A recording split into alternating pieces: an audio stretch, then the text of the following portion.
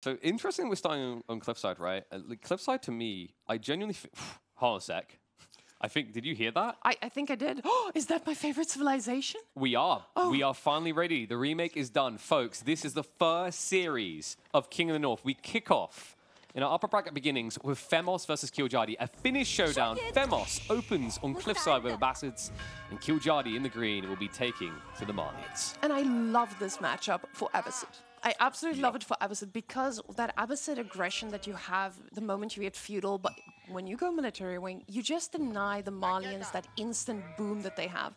The thing is, Malians always does have a really good response to this, and that is why I think Kiljardi will handle this fine, but it does stop that Malian snowball that usually happens in most of the games that we see when people get Malians, and it is destructive. And, you know, you opened the statement beautifully. You're like, Abbasids feel really good here. That's going to be a recurring theme, I think, on the current map pool, and also just in general, Abbasids are on the rise. You know, they've got some sick strategies that are being discovered. People are really realizing that camels actually aren't a meme anymore. Their opening is very dominant. I think, like, I've always found it kind of weird that Ibids are meant to be the tempo civ, but Abbasids get, like, the military wing gets 4 units, right? That's insanely powerful. In this matchup, you're usually looking at those military units because you can apply pressure early on, right? So, you know, there is a world in which we see something like Trade Wing. Cliffside's a bit of a weird map, though, because you start central, so you're not far enough away from trade that you can just walk a short distance to build a marketplace. Yeah. So, like, most of the time I find Abbasid players here like to go military wing, but I feel like literally any situation most of the time, Abbasid players like to go military wing. And it's the right choice, because especially on a map that is this small, the distance that you need to run to go deny that gold is so, so short. We can also see the gold is forward, but oh my gosh, Themos is going to be drowning in sheep. Look at all that food. This is the insanity there, right? Like, that's the whole thing with the upcoming patch. The change to sheep is meant to fix part of this problem, is berry civs are OP when it comes to scouting. Because they don't have to come home, so they stay out longer and they inherently get more sheep. Like, just look at the comparison here. I mean, Kiljardi would have dropped off a few, but there's still going to be a gaping difference. Might make up for it with those beautiful doubles to the south if he notices, but I think he's focused on figuring out what Themos' game plan is here, because it's almost time for the Abbasid tech up. In the moment you see Abbasid going for their first wing, you need to make your next move decision. And we see the military wing being clicked. Very predictable, as it is right now the best wing. And it just allows you to make so many choices afterwards. With Abbasid, you go military wing, you can transition to 2TC. You go military wing, you can be aggressive. They have that versatility, which I think Malians just needs to respond to, and he just needs to sit back, get his cows going, snipe out the units that come, and then respond to what Abbasid is doing. So that is, I feel like Abbasid usually dictates the pace of the game in this case. And we see the Monster Quarry coming from Kiljardi with only 4, which is something I haven't seen in a while. Everybody's very consistent with 5 there, but... That's greedy. Very greedy, right? So, like, I think he must have some sort of swell in mind, because usually, like, you see people do 6 when they're in a rush because the timing's coming. 4 is a more chill state. The interesting thing is, like, I think this is punishable. Like, Abbasid's obviously tech slower, and I think that's why Kiljardi's doing it, but with the amount of wood being gathered, I'm wondering if Themos is considering the stable opening, which is really dominant with the military win right now. I can only imagine, because the moment you open then with your javelin thrower trying to offset the archers coming in, you're just going to be able to. Hello, let me show you my horse. So the Monster Quarry, now for those of you who don't understand why this does make such a difference, the Monster Quarry being only built with 4 delays your ability to make feudal production buildings already, but just by a few seconds. So this is not too scary, but we see 150 wood in Kiljardi's pocket already. And you know what it might be? Is like, by doing it this way, you can actually go archery range and build archers, which is like the counter. Because you could build 2 jabs, but if the horseman play happens, you're scammed. You spent more to get countered. If you build archers, you can kill the 2 archers and kill the spearmen quicker, right? So it's not the worst of ideas. I've seen a few players starting to do that with the Malians. Also, if your opponent doesn't add in horsemen and you counter this initial play, it's Cliffside, right? Like, we're so close to each other that I can now come and punish you, and that is a full spawning berries and a stable follow-up now on the way from Themos. Do you know everything in this game, KB? Well, you know, no. I think, you know, it's just a very powerful play. When Abbasids was starting to make their return, it was off the back of the stable play that people discovered that transition is ridiculous. Like, you're getting 3 arcs of the triangle, and you're only spending 150 wood in building cost, right? And then you build 2 units. So, like, in total, to get 3 corners of the triangle, you're paying, what does that end up being? 390 resources. That's insane. It's very good value. And we see exactly Kiljardi going with that arch opening. He knows this is just the better way because you guys know javelin throwers are absolutely great in numbers. But the moment we are thinking of singular units, archers reign supreme. KP and I had a little talk about this earlier, and he was telling me about how archer masses are just so powerful. It's the meta, right? Like it's for a good reason because, and this is where Malians kind of look broken at the start of the year. Chilled off now is like the logic is when you go Donzo Javelin, you have a hybridized army that's 100% ranged. So you can use choke points to your advantage when you saturate. Like it makes sense, right? Like if I'm at 100 units, if I have melee or range, which is better? Ranged because all of them can attack. Melee is like maybe 20% of them get a few hits out. And then they get a little bit low. And then once you lose them, it's really hard to get that tempo back. But I want you guys to notice the back of this. He's making a third horseman from Abbasid's side. But now the great thing that you guys also need to keep in mind is Kiljardi knows he's not going to have unlimited gold forever because these houses are getting pressured. So he did get his upgrades. His wheelbarrow is about to kick in. He's getting that Donzo upgrade as well. So we're going to be seeing a lot more javelins being put into the mix. And just like that, as you said, they're punishing the units that are a little bit too far forward. The horses just aren't closing in because, you know, they're under the TC for now. Yeah, and well, there is another raidable gold, but the problem now that you have is like, Themos didn't really get a scam spawn. It's not like Malian's got 240 golds and you can punish. It's a retracted one. So like Kiljardi has that flexi to always kind of trickle gold some way, which is really important for the javelin mass. Another thing to keep in mind here is that you could turn this into a counter-offensive. Most Malian players hunker down, but what Kiljardi will be aware of is that this is all feigned aggression for a TC boom. And as we've seen, the thing that really screws with Malian players is fast TCs, so that your opponent can escalate eco quick enough that they don't really care about your cow as much. Exactly. So guys, when you're getting to a point where your opponent is Malians and they have all these free cows, they just keep getting food pumping army, it's really hard to keep up. So the only way for you to get there is get that second TC. But we see these horsemen just perfectly raiding from the back. Themos just honestly surprising me. Coming into this, Themos did not look like he was super confident against a player like Kiljardi, but I love this early aggression from him. He's really showing he knows how to split his army, he knows how to put pressure in more than one side, and he's doing a beautiful, beautiful job at that. And this is the interesting thing, right? Is like if you can pressure both sides, then the horsemen reign supreme here. Because like one of the big issues is Malians feel really comfortable because they layer their base like a cake, a 6-tier cake, right? It's like there's so many pieces to it. And it's so comfortable because you can just hide in the choke points. But if you look at the map, that second gold vein is so far out, if you have to come out to defend, you're not fighting advantageously, right, with a javelin Dondo comp. You're not using those choke points to your advantage. So like, Themos is probably going to keep leaning horsemen to exploit this.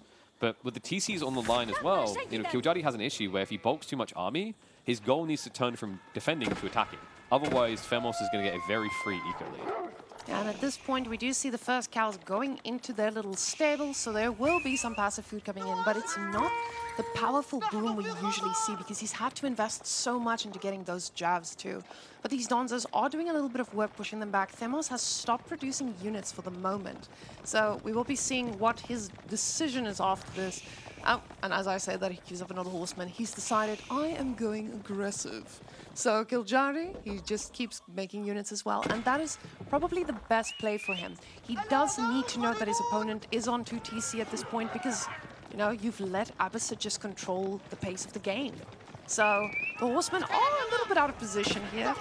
He loses that scout. You need to be a little bit careful around these choke points, right? Like Cliffside can be a death sentence for that reason. 2 horsemen getting pit like that is not ideal. Remember those Donzos with their javelin throws, it registers as range damage, but it still applies cavalry bonus damage. So it's a polarizing experience when you play horsemen into it. It's like, it shouldn't hurt because I have ranged armor, but it does quite a bit. I think it ends up like against the standard horseman, it's something like, I think 11 damage still. And I don't feel like Themos is catching out any of Kiljardi's units outside of the base. He's just doing a good job at keeping his army together and pushing out the other units. But Themos is doubling down. He's getting more archers.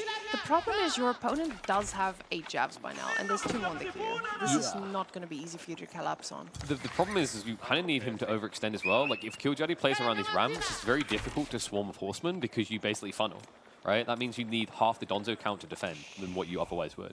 But Kiljardi, he is going to be on the threshold. This could get a little bit dangerous. Military bootcamp is on the way. We've got textiles as well, so Themos needs to frontline with a few villages. They won't be willing, but they will be able. And now the real question is just going to be, is he going to be able to do some damage to Themos now that he sees the second TC being plopped out so far? Those villagers are on the berries, snacking away, but they won't be snacking for long. You don't want to sacrifice one of these, but that's enough javelin throwers to one-shot a villager. So he's going to get that villager count down quickly. Oh, I said one shot, but apparently two tap. No, textiles, right? So the textiles came in. The interesting part is like Kiljardi's getting ready to dive. Look what he's prepped first. No steeled arrow. You don't care about that jav. It's going to be undermesh to get under the second TC. So you know, the problem with Themos, he needs to ramp archer count up like crazy and scale horsemen. This is feasible because remember, fresh food stuff is insane, as is Golden Age. But Themos also doesn't actually have his eco upgrade tech. So like realistically, in terms of like raw eco efficiency of a villager, they're actually very close to even here. And at this point, Kiljardi is just a ticking time bomb. You guys see that cow economy is just fully, it's getting there. And it's going to be explosive. You're going to see him just using that food constantly. You guys can see that passive food per minute, food per minute just for Kiljardi, 750 compared to the 400 from Themos. That is just cows, baby. And once you have those cows set up, this mass does not stop. You may have your extra 10 villagers, 9 villagers, but it might not keep up with the cow boom. Oof, and I'm getting a bit worried for Themos here. Like, he's scaling a lot of archers, but realistically, you're nowhere near castle, and the reality is Kiljardi is close to a full army, right? Like, it's not just going to be half done, it's going to be all cows ready. So, you know, Themos, he needs to find a way to swell and push out. Horsemen are coming with the pincher behind, but the Donzo count is more than adequate to get rid of this. But this is not the best fight for Kiljardi, but he realizes this. He tries to pull back just in time. If he microed a little bit more, he could have snacked on a few of those. Oh, he says, actually, let me. And he snacks on a little archer a little bit too far outside. Yeah, also, check an issue for Themos, right? You haven't even got undermesh here.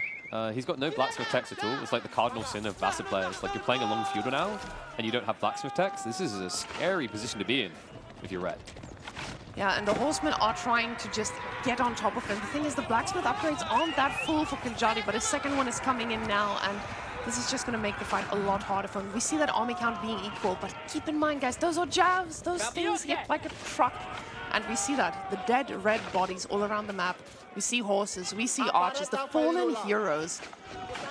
And poor Themos. Do you know who the true hero is of that fight? It's that choke point. It's Kiljardi's wit and wisdom to play around it. It's made it impossible for Themos to use horsemen well. Like, this is why horsemen's a weird thing sometimes on Cliffside, is if your opponent uses the choke points, like, horsemen have no options. It's almost like Themos looks at this game right now and he probably wonders, like, if I could go back in time, could I have had his spears instead? Right? Because then you can at least brute force down. Javelins don't get bonus damage against spears either, right? So you can potentially dent the front line. It feels like Themos is stuck in a position where he needs to raid, as he's trying to do now. But the trades should end up favoring Kiljardi with the Javs back in position on that second TC. The crazy thing is, even if he does destroy these houses, the fact that he's pushed Themos off of that wood line is already beneficial for him. He's already gotten his value. That army, yes, he might have to make a few units to stop the horses, but he's just chilling and making more units. 900 food almost per minute now, compared to the 600. And Themos is going to run out of berries any second now. Not just that. Look at what Kiljardi's prepping ahead of time. This is really smart. Sofas here makes a lot of sense. It's a great damage absorber in the feudal age. But because the tech's on the way, it makes sense, right? Like, you've seen it with H3 players. They prep 20-minute arms and then go Castle Age. Congrats, I now have a full Castle Age army. Same logic here, just a smart read, and in the meantime, it guarantees that Kiljardi has an answer to these annoying raids. No, the thing is, you might lose a villager with Malians, but you have your cows. And the thing is, he also just got siege engineering, so Kiljardi might not be looking at castle. You might be getting those sofas to just be a tanky bunch of boys, but those rams are coming. And guys, we can imagine this is going to be a very hard push from Kiljardi if he wants to commit. The thing is, Themos made a ram inside Kiljardi's base, but I don't know if he realizes what's about to happen to him as well, because that army is pretty even. Is he just game sense from Themos to shift. I think the deer got pushed in the fog. Like, that's the only thing that makes sense there. The timing was perfect. He shifts away on the north side, gets caught in the south though. In the meantime, it's going to be a dive into the main of Kiljardi here. Sofas are frontlining, and there's not much of a counter here. Remember, Themos has a grand total of 2 spears in this game, and he started the feudal age with those 2. And usually you don't want to make sofas and feudal, but when you're fighting against archers only, those things are like budget knights. They're just going to absorb so much damage. So yes, that ram is in his base, but this is where Kiljardi cleans up a little bit of army, because now they're a little bit out of position. They're completely out of position here, and you can't easily run away, so more losses on the retreat for Themos. Meanwhile, behind this, Kiljardi still has close to 1,000 food coming in. Themos is at least competing, but if he starts to lose momentum here, his pocketed resources will start to get shut down. The crazy thing is, you see he's still got a lot of units in production. He's doubling down on these archers, even though he's losing so many. They're just not getting the damage off as they want. But look, he's still got the horses. Horses raiding. The thing is, that is not the damage he needs. He needs a miracle at this point, because Kiljardi's army is now ahead, and he's going to be able to collapse on these resources. The bucket, oof, poor little archer. So the raids begin. Remember, these get bonus damage up against the infantry, so they cut the reinforcements, easy pickings. On top of that, the eco is going to die a lot quicker on this side of the map compared to the other. Themos just trying to fight up in the back of the base, but he's going to have his horsemen shut down. Just a handful left. This archer mass is a hope and a prayer for Themos, and one I don't think is going to be answered by any god today. Unfortunately for him, now this turns into Kiljardi's push.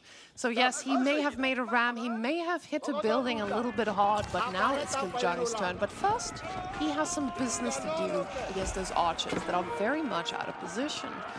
Now we do see the alarms going off all around the map. He is trying to be in more than one place at a time. You were seeing his horses try to keep doing damage, but now, oh, look at these archers. They are just stuck in a little corner, and the sofas do not care about those little arrows. They're just going to go right through them. He does have a 20 villager lead. 10 of those are idle, but keep in mind, Malian has lots of food. And we can see both of these guys are at more than 1,000 food per minute. But again, those are pocket resources. They are going to run out soon. Themos pushing at the same time. Now, any other Malian player in this situation would macro up.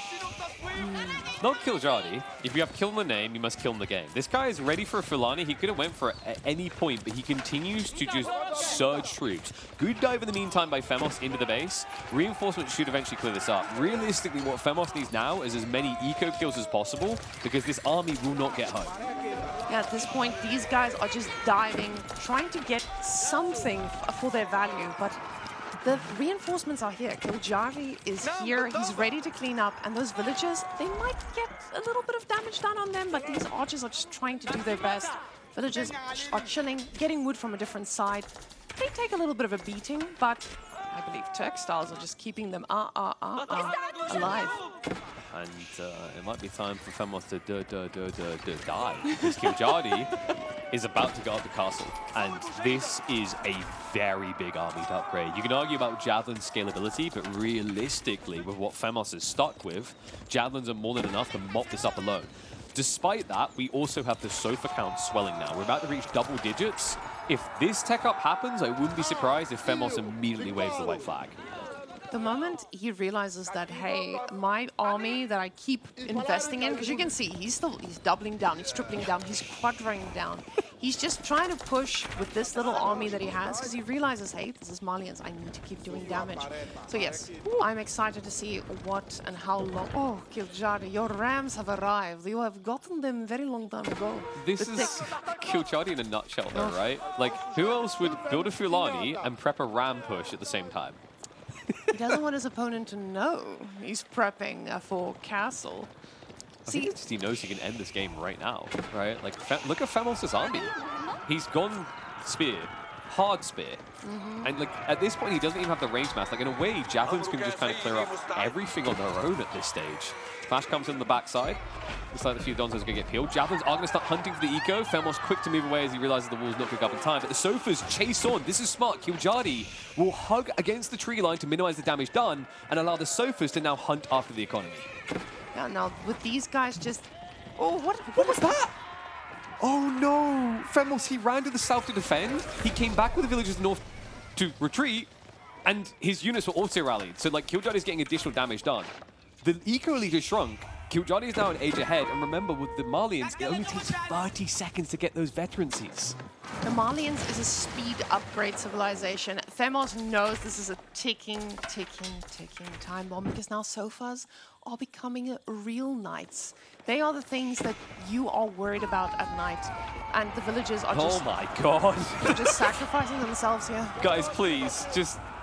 Like, right now, they're like, please, Themos, just surrender. Let some of us live under the rule of the Malians. Let our heritage not die here. But no, they do a lap of the tree line, and only half of them make it back. And all of a sudden, that eco lead has shriveled up to be non-existent for the Abbasids. These sofas are doing so well, but the javelin throwers as well. The spearmen are just not finding the damage they need. This is unfortunately just a way for Themos to tire out Kiljardi for the next game. The man might be thinking, okay, let me just get those rams to push, sacrifice a few villagers, so that he feels a little bit more tired for next game, because I'm the man with the stamina. Themos was very confident in his interview. So what you're saying is, if we had Themos there and he just pulls up like a giant energy drink can and chugs it, and then Kiljardi rubs his eyes, we know what the real strategy is here, right? Yes. Wear him down, beat him out. I mean, the worrying part for me on that opening game, though, is I just think Abbasids is like being thrown away that early. I think compared to Malians, Abbasids has a lot more flexibility in this map pool. So that's kind of like an awkward detail, I think. Like, he lost probably his most flexible civ he drafted, from what I remember. Like, he got Joan, he got... there was the Japanese, right? Like, you know, a lot of the picks have power points, but I think Abbasids was the one that could kind of be stuck anywhere. So curious to see if that's going to hurt him a little bit deeper into the series.